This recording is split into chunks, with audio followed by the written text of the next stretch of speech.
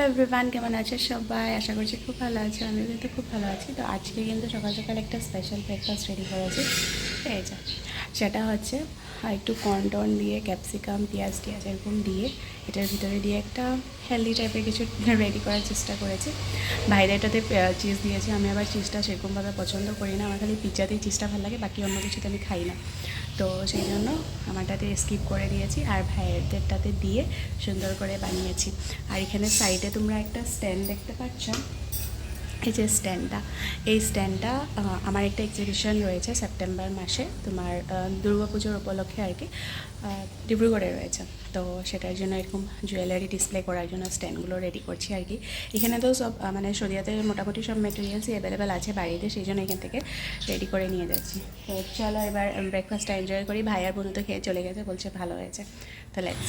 এখানে দেখো একটা আমি ব্যাঙ্গল ব্রেসলেট এগুলো যেগুলো এক্সিবিশনে থাকবে সেগুলোকে ডিসপ্লে করার জন্য এখানে একটা স্ট্যান্ড বানিয়ে নিচ্ছি। তো ভাবলাম যে এরকম টাইপের বানাই, তারপরে এখন মনে হচ্ছে যে একটু চেঞ্জ করবো নাকি।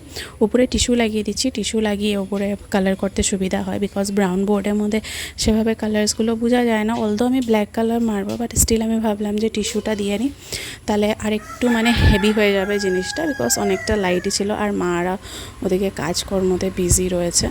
আর চলো কাকিমুনিও দেখো এখানে রান্না বাড়াতে বিজি আজকে। কিন্তু কাকিমুনি এখানে পেঁপে আর আলু দিয়ে ঝোল করছে। তো আমাদের বাড়িতে কিন্তু পেঁপে আলু ঝোল করা হয়। তো আমাদের মতন কাদের বাড়িতে এরকম পেঁপে আলু ঝোল করা হয় অবশ্যই বলবে।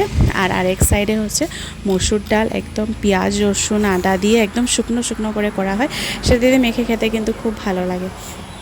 তো আজকে এতটা গরম পড়েছে, উপরে এত রৌদ্র, আমাদের যেহেতু উপরে হোয়াইট টিন লাগানো, তো তোমরা দেখতেই পারছো কতটা মানে লাইট আসছে উপর থেকে হোয়াইট টিনের জন্য।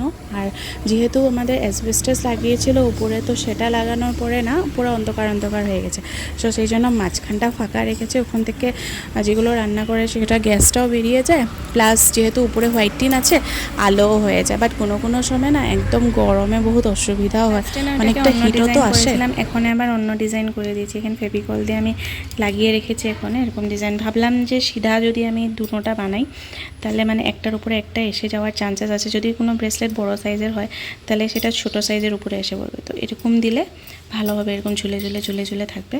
তো এটা করেছি। আর কাকু এসে এটা বানিয়ে দিয়েছে। কাকিমুনি ছোটোটা বানিয়েছিল, কাকু এসে বড়টা বানিয়ে দিয়েছে। খিলি লাগিয়ে দিয়েছে, এবার তার দিয়ে রশি দিয়ে ঝুলানোর মতো করে বানিয়ে দিব। আবার এগুলোও দিয়েছে যেগুলো কক আসে দোকানে।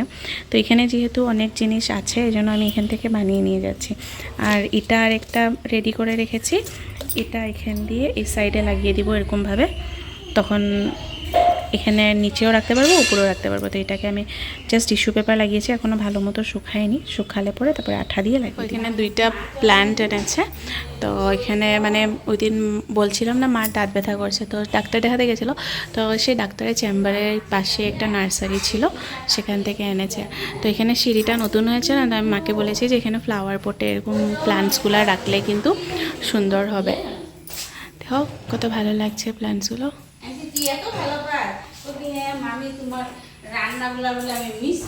সিঁড়িতে প্ল্যান্টস দেখতে দেখতে একটু উপরে চলে আসলাম। এসে দেখছি ভাই এখানে পড়াশোনা করছে ওর রুমে বসে, মা ঝাড়ু টাড়ু দিচ্ছে।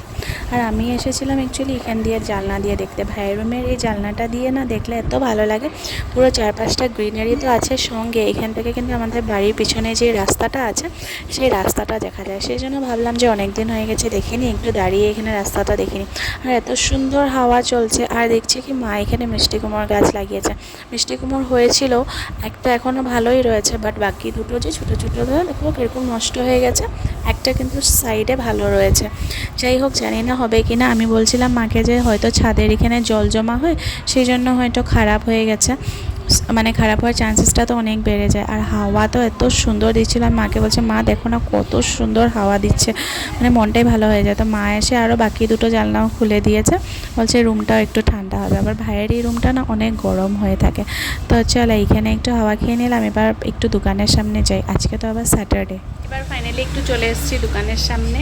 তো আজকে যেহেতু স্যাটারডে দেখতেই পারছো দোকান পুরো বন্ধ, সব দিকেই বন্ধ, সব দোকানই বন্ধ থাকে।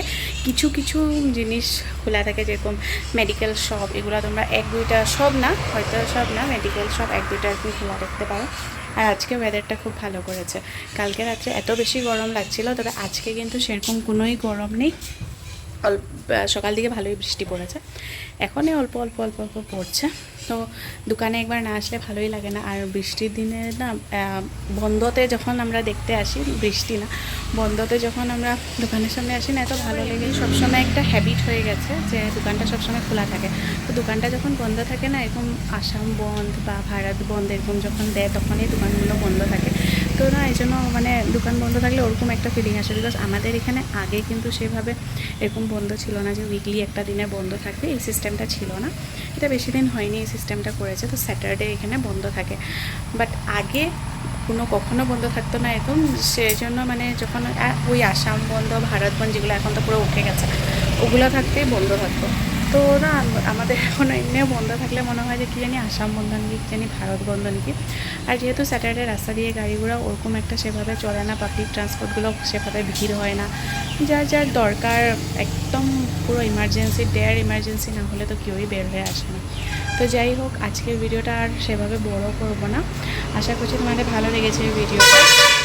আর ওয়েদারটাও না বৃষ্টি দিয়েছে, হতে পারে ভালো লাগছে, মাঝে মাঝে হাওয়াও চলে, বাট গরমটা থেকেই যায় দেখবে। তো চলো, আজকে এই ভিডিওটা এখানে এন্ড করে দিচ্ছি। আশা করছি তোমাদের ভিডিওটা ভালো লেগেছে। যদি ভালো লেগেছে অবশ্যই একটা লাইক করবে, কমেন্ট করবে, আর তোমাদের ফ্রেন্ডস অ্যান্ড রিলেটিভসের সঙ্গে কিন্তু অবশ্যই শেয়ার করবে। দেখা হচ্ছে আরেকটা ভিডিওতে। সবাই ভালো থাকবে, সুস্থ থাকবে, টাটা।